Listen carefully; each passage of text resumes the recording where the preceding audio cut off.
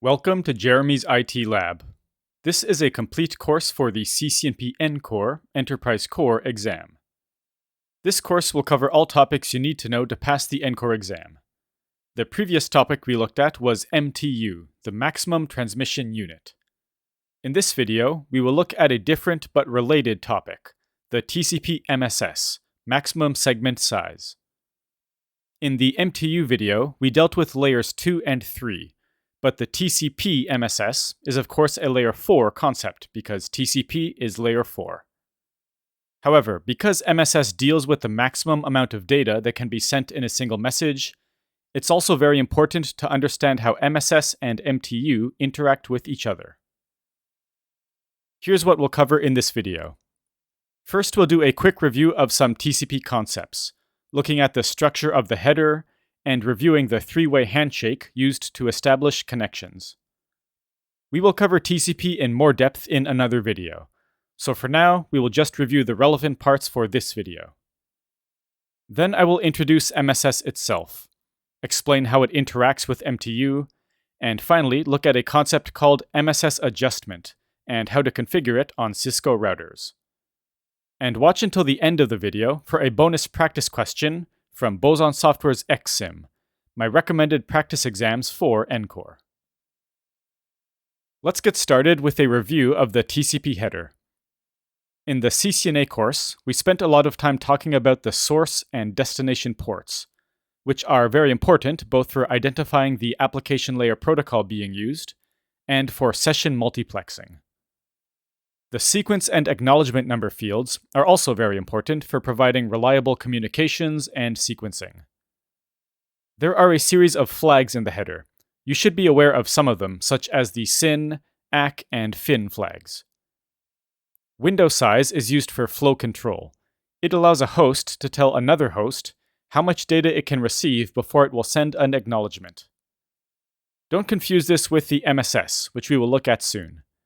The MSS determines the maximum amount of data in a single segment. The window size, on the other hand, determines how much total data can be received over the span of multiple segments before the receiver will send an acknowledgement.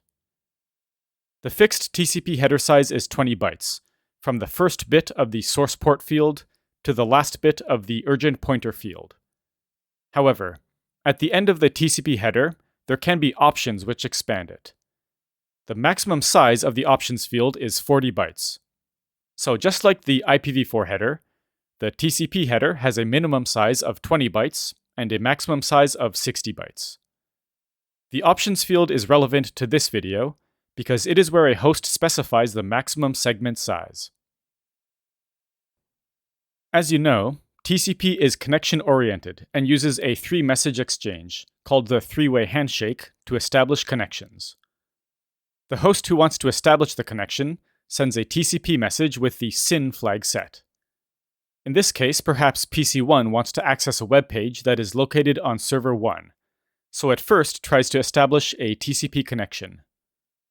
The other host replies with a TCP message with the SYN and ACK bits set. Finally, the first host sends another TCP message with the ACK bit set, completing the three-way handshake. A TCP connection has been established, and the data transfer can begin. The three-way handshake is relevant to the topic of MSS because it is in this exchange that a host can specify its MSS by using the TCP options field. Now let's look at MSS. I showed you this diagram in the previous lecture video. It shows the relationship between MTU and MSS. MTU is the max size of the Ethernet payload, whereas MSS is the max size of the TCP payload. The TCP payload is part of the Ethernet payload, so the values are related. So, the maximum segment size is the maximum amount of data a host can receive in a single TCP segment. However, the name is actually inaccurate, because it specifies the maximum TCP payload size, not the size of the entire TCP segment. The TCP header itself is not included in the MSS value. Perhaps a more accurate name would be maximum TCP payload size, or something like that. The MSS is specified in the options field of the TCP header, not one of the fields of the fixed 20-byte header. So when the MSS is specified, the length of the TCP header actually becomes greater than 20 bytes. Hosts can specify their MSS in the SYN messages in the three-way handshake, although they don't have to. By SYN messages, I mean the first SYN message from the host initiating the connection and the SYN ACK reply. And if a host doesn't specify its MSS when establishing the connection, the other host will assume the following defaults: 536 bytes for IPv4 and 1220 bytes for IPv6. I'll explain the reasoning for these values in the next slide. Now, similar to larger and smaller MTU values, larger and smaller MSS values have some trade-offs. Large MSS values can lead to fragmentation. If the total length of the segment plus the IP header is larger than the IP MTU of any device in the path to the destination, fragmentation will occur. Fragmentation can greatly reduce a network's performance, so it should be avoided. On the other hand, small MSS values can reduce or eliminate the chance of fragmentation, but the overhead is higher, meaning the data-to-header ratio is reduced, similar to using small MTU values. In the previous slide, I mentioned the default IPv4 and IPv6 MSS values that are used if a host doesn't specify its MSS in the TCP Three-Way Handshake. Those values are calculated based on the minimum datagram size that IPv4 and IPv6 hosts must be able to handle. The minimum IPv4 datagram size is 576 bytes, including the IP and TCP headers. Here's a quote from RFC 791, which defines IPv4. All hosts must be prepared to accept datagrams of up to 576 octets, whether they arrive whole or in fragments. So, if you subtract 20 bytes for the IPv4 header and 20 bytes for the TCP header, you get 536 bytes, the default MSS value when using IPv4. The minimum datagram size IPv6 hosts need to be able to handle is 1280 bytes, again, including the IP and TCP headers. So, subtract 40 for the IPv6 header and 20 for the TCP header, and you get 1220 bytes, the default MSS value when using IPv6. Here's a quote from RFC 9293, which defines TCP. If an MSS option is not received at connection setup, TCP implementations must assume a default send MSS of 536, 576 minus 40 for IPv4, or 1220, 1280 minus 60 for IPv6. Note that IPv4 and IPv6 datagrams, meaning packets, can be smaller or greater than the above values, but hosts must be able to support packets of at least those sizes. And likewise, a host can specify its MSS as lower than or higher than the default values of 536 or 1220. Now, routers don't look at layer 4 information when forwarding packets. Layer 4 is a communication between the two end hosts, for example, your PC and a server hosting a website. Routers look at layer 3 information and use it to make forwarding decisions, not layer 4.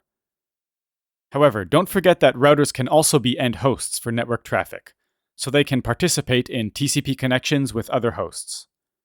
For example, when connecting to a router with SSH, your computer establishes a TCP connection with the router. So let's look at how Cisco routers behave with regards to MSS when setting up TCP connections. For example, Cisco iOS devices specify an MSS of 1460 bytes when connecting to a device in the same network, the same subnet, and 536 for devices in another network, a different subnet. Let's see a few examples. I made the simple network below, 3 Cisco routers connected together, to test out how they behave regarding MSS. To make the routers establish TCP connections, I will use SSH, which as you know uses TCP port 22. First, I used SSH to connect from R1 to R2. At the top of the Wireshark screen here, you can see the SYN-ACK three-way handshake. And below, I've opened up the TCP header section of the first SYN message. As you can see, the first message is from R1 to R2, 192.168.12.1 to .2, and the second one from R2 to R1, 192.168.12.2 to .1.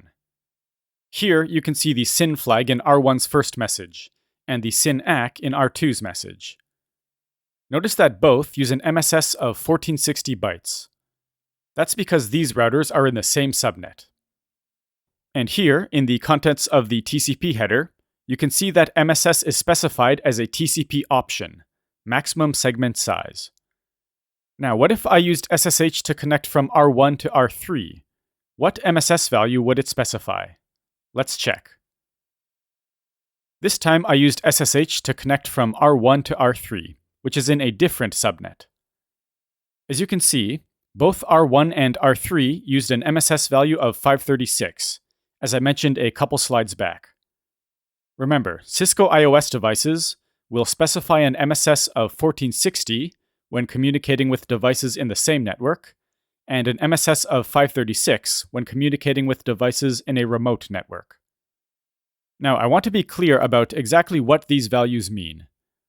In this first message, R1 is telling R3, TCP payloads you send to me should be a maximum of 536 bytes. This is not necessarily the maximum payload size R1 will use. It's the maximum size R1 is telling R3 to use when sending messages to R1. And then in this second message, R3 is telling R1, TCP payloads you send to me should be a maximum of 536 bytes. In this case, both specify the same MSS, but keep in mind the hosts can specify different values, as we'll see in other examples.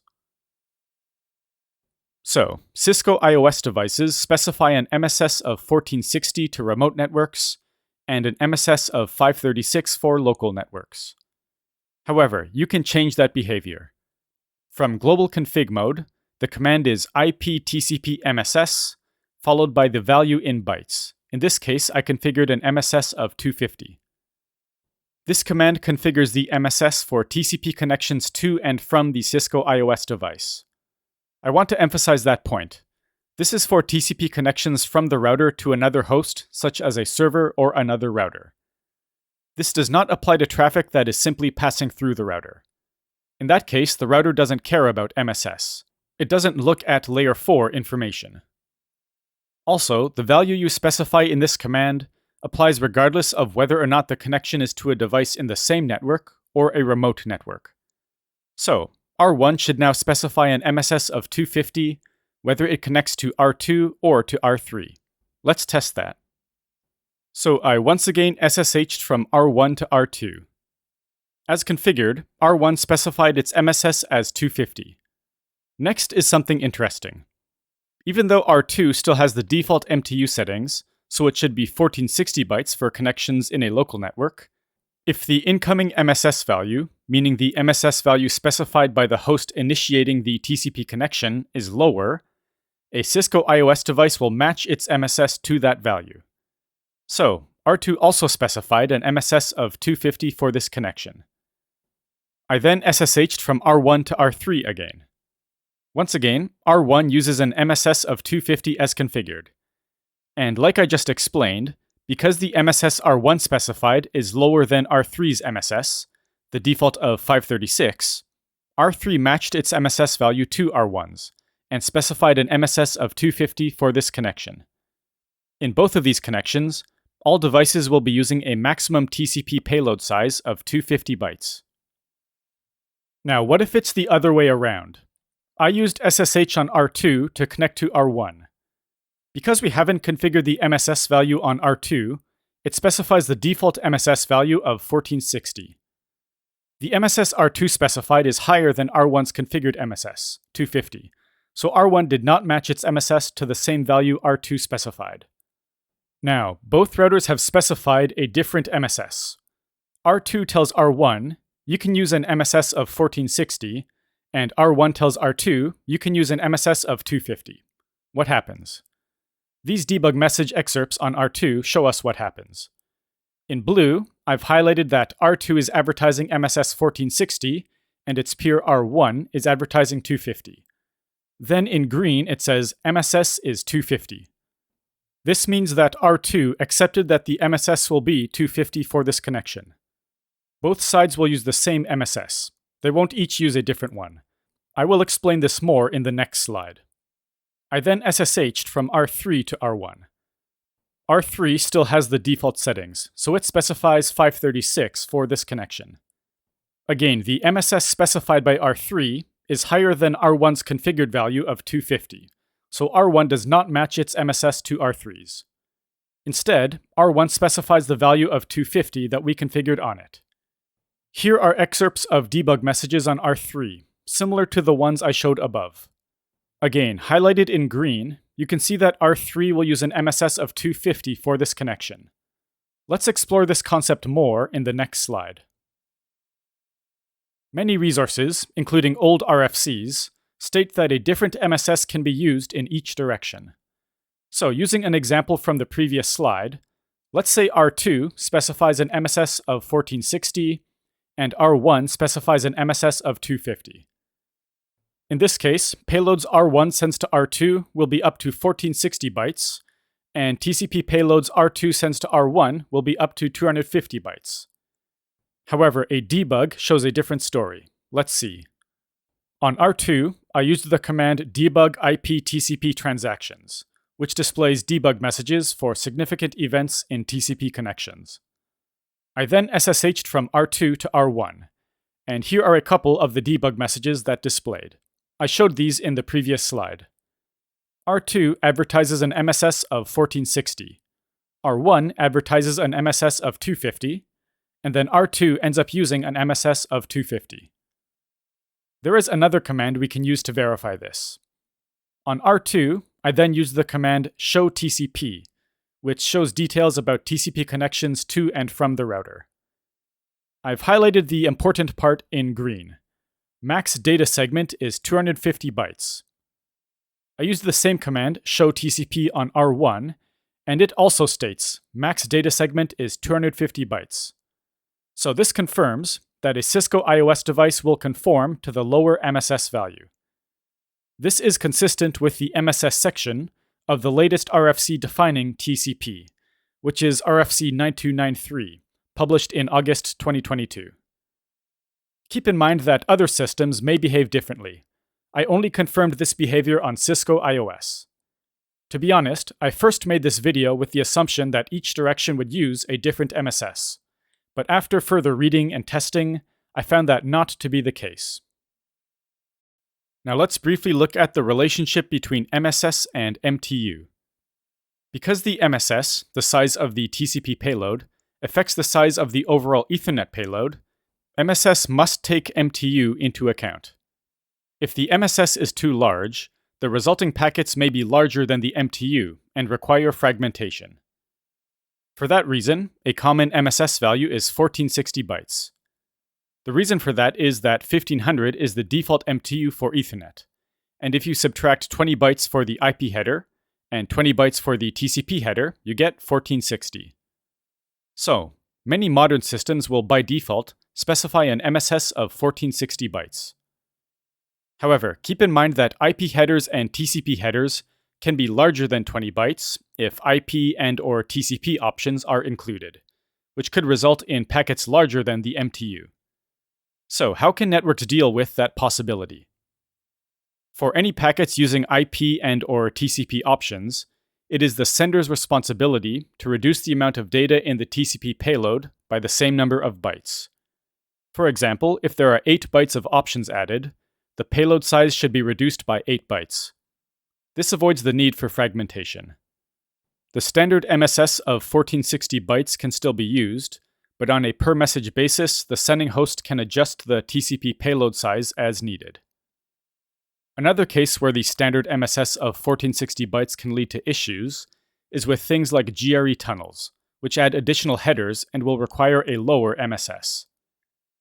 If the standard MSS of 1460 is used, when the TCP, IP, GRE, and outer IP headers are added, the total size will be 1524 bytes, which is larger than the MTU of 1500. End hosts don't know if traffic they send will travel through a tunnel or not, so we can't expect the end host to always adjust the payload size as needed. Now, as I mentioned in the MTU video, Path MTU discovery allows a host to determine the maximum packet size that can be used along a path. However, this doesn't always work. For example, for security reasons, firewalls might block some ICMP traffic. Remember, for PMTUD to work, routers need to be able to send ICMP fragmentation needed messages back to the sender. However, fortunately there is a way to help hosts use a suitable MSS without totally relying on path MTU discovery. Routers can be configured to automatically adjust MSS values on all TCP SYN messages passing through the router. That will be the final topic for this lesson. Let's take a look. To demonstrate MSS adjustment, I'll use the network below. R1 and R2 have built a GRE tunnel between them using the ISP infrastructure. Server 1 and Server 2 are both Linux servers. We will use SSH to create TCP connections between Server 1 and Server 2 and demonstrate MSS adjustment. So what is MSS adjustment? It allows a router to adjust the MSS of TCP SYN messages passing through it. This can be useful when configured on tunnel interfaces, for example. Because tunnel interfaces require a lower MTU value, it's a good idea for hosts to use a lower MSS value when sending traffic through the tunnel. Note that MSS adjustment is configured on a per-interface basis. So for example, you can adjust the MSS for connections going through a tunnel, but keep MSS values the same for regular non-tunneled traffic. If a TCP SYN message passing through an interface configured with MSS adjustment has an MSS value higher than the value configured with the IP TCP adjust MSS command, the router will adjust the MSS down. We will look at an example later. Note that passing through an interface includes ingress and egress traffic. And note that the term TCP SYN message includes any message with the SYN flag. So it includes both the initiating SYN message and the SYN-ACK reply of the TCP Three-Way Handshake. Note that if the MSS value in the TCP SYN message is lower than the value configured with MSS adjustment, the router will not adjust the MSS. It will leave the lower MSS value untouched. So, first without MSS adjustment, I used SSH on Server 1 to connect to Server 2. As you can see here, these Linux servers use a default MSS of 1460 bytes. As I demonstrated earlier, for remote destinations, Cisco iOS devices use a default MSS of 536 bytes, but don't expect the same behavior on other types of devices. Server 1 and Server 2 are Alpine Linux servers, and their default MSS is 1460 bytes. But this could cause problems if either host tries to send a payload using the full MSS value of 1460. Why is that? It's because traffic between them passes through a GRE tunnel. Look at this message R1 sent to Server 1. It's an ICMP fragmentation needed message. So in this case, path MTU discovery worked successfully. Server 1 sent a message that was too large, and R1 replied with a fragmentation needed message. So Server 1 would be able to automatically adjust the size of messages it sends to Server 2. However, as I said in the previous slide, you can't always expect PMTUD to work properly. So let's look at how to configure MSS adjustment. On the tunnel interface, use the command iptcp adjust MSS, followed by the MSS value in bytes. In this case, I configured a value of 1436. Why do you think I selected that value? An MSS of 1436 bytes is suitable for GRE tunnels because 1460 minus 4 bytes for the additional GRE header and 20 bytes for the additional IP header equals 1436 bytes. Remember, 1460 is the standard MSS when using Ethernet because of the 1500-bit Ethernet MTU. Then I used the command debug iptcp adjust MSS.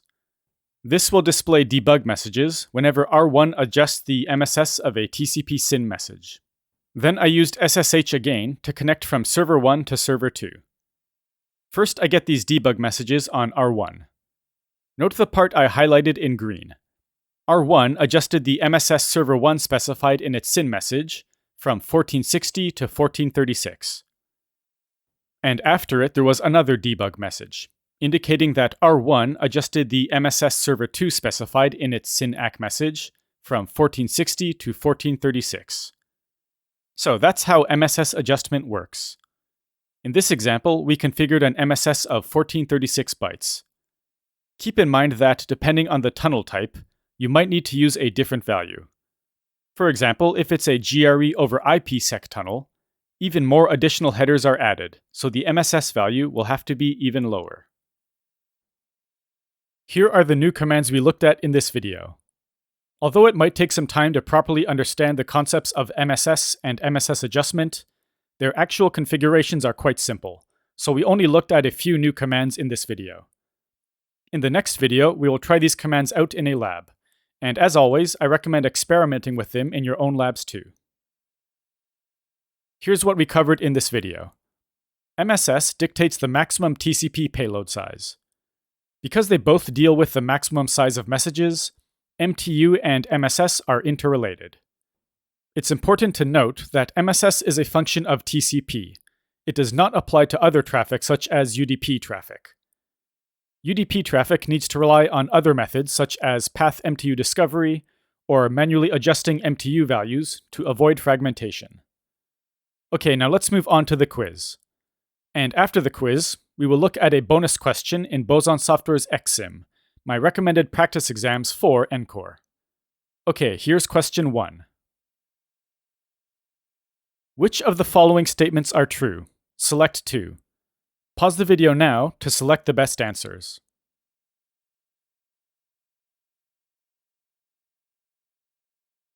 Okay, the answers are B. MSS determines how much data can be sent in a TCP message, and C. Window size determines how much data a host can receive before it sends an ACK. Be careful not to mix these two concepts up. They are both functions of TCP, but MSS determines the max size of each individual TCP message, whereas window size determines how much data a host can receive over the span of multiple segments before it replies with an ACK message. Okay, let's go to question 2. Examine the below network and TCP Three-Way Handshake. Which of the following statements are true? Select 2. Pause the video now to think about the answers. Okay, the answers are C and D. Each router specifies a different MSS in the three-way handshake, 1460 for R2 and 250 for R1. So the question is, how will the routers behave when each specifies a different MSS? As I showed earlier, Cisco iOS devices will conform to the lower MSS value. So both R1 and R2 will send segments with a max payload size of 250 bytes. Okay, let's go to question 3. You issue the following commands on R1, R2, and R3.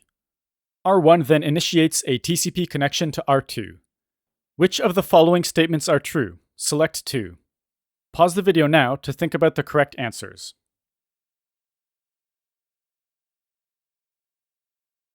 Okay, the answers are C and D. When R1 sends the first SYN message, it will specify an MSS of 100.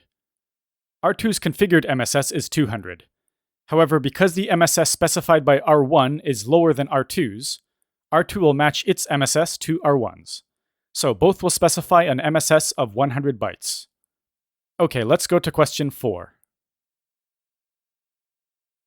You issue the following command on R1's Tunnel 0 interface. That command is IP TCP MSS Adjust 1436. Server 1 and Server 2 are both configured to use an MSS of 1400. How will R1 behave when Server 1 initiates a TCP connection to Server 2? Pause the video now to think about the answer.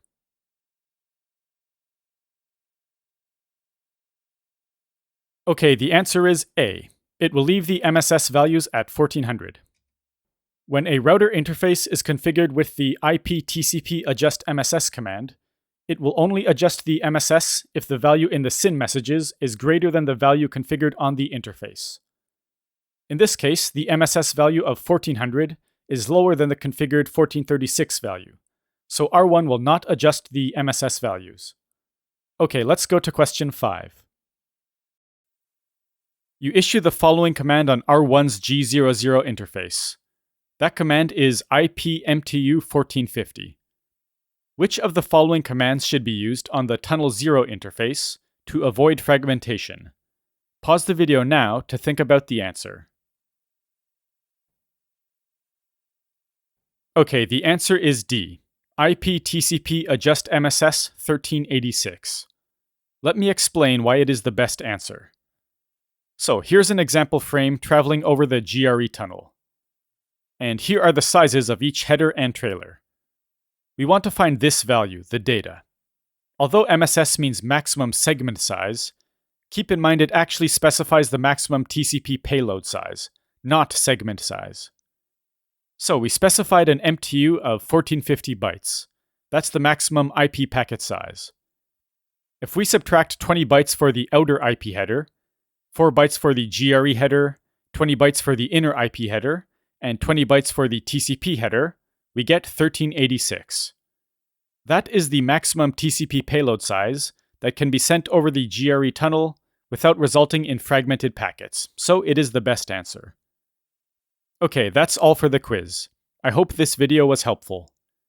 Before wrapping up, let's take a look at a bonus question in Boson Software's ExSim for ENCOR. Okay, here's today's Boson ExSim practice question. Which of the following values is the default TCP MSS setting for a Cisco router that is originating data destined for a remote IP network? Select the best answer. Okay, here are the 4 options. Pause the video now to select the best answer. Okay, let's check. So the correct answer is B, 536 bytes. And the reason for that is the destination is in a remote IP network. If you'll remember, in this video I mentioned that when a Cisco iOS device is establishing a TCP connection with a host in a remote network, it will specify an MSS of 536 bytes. Now C, 1460 bytes, would be correct if the destination was in a local IP network, so the same network as the Cisco router. However, in this case, the answer is B because it is in a remote IP network. So I will click on Show Answer. And here is Boson's explanation. Again, I mentioned this stuff in this video, but I recommend pausing the video to read Boson's explanation. Okay, and at the bottom, there is a reference to some Cisco documentation about the IP TCP MSS command. And I highly recommend checking out this Cisco documentation as part of your studies. Okay, so that was a quick look at Boson Software's ExSim for ENCOR, my recommended practice exams for ENCOR. Before finishing this video, let me thank my JCNP level channel members. To become a member, please click the Join button under the video. Thanks to Yonatan Makara, Velva Jacob, George Streeter, Funny Dart, Nasir Chowdhury, Devin Suku, Gustavo BR, Gerard Baker, Marcel Lord, Pavel M., Mr. Erlison, Dragos Hirnea, Zakib Shah, Mayor Salman, Mazen Anderson, Vitaus194, Gina Lindley, Nehemia, Justin Watke, Bold1C1U, Mark Jackson, Michael Carroll, Gerald Guillaume, Gabriel Braga, Renan Marias, Hector Hernandez, Ali Polat, Maratuba, Roji Kuriakos, Owad, Arpad Conives, 5 Feet, Daniel Brown, Emiliano Correa, Tricky Mickey 123456, Scott Thompson, Jose Alvarez, Kevin Hayes, Hussein Yavuz, Samuel Tavares, Mustafa Ersoy, Dear Diso, Nasser Zahar, Alexandru Badic, Brian Grant, Georgi Gemejev, Ahmed Ismail, Dibya Swain, Tan No, Arlen Plagaria, and Edelson Pereira. Sorry if I pronounced your name incorrectly, but thank you so much for your support. Thanks to you and my other supporters, I am able to make these videos and release them for free on YouTube, so I really appreciate the support. Another great way to support the channel is to like the video, leave a comment, subscribe, and most importantly, share this video with others. So, if this video was helpful, I'd appreciate it if you did any of those. Thanks for watching.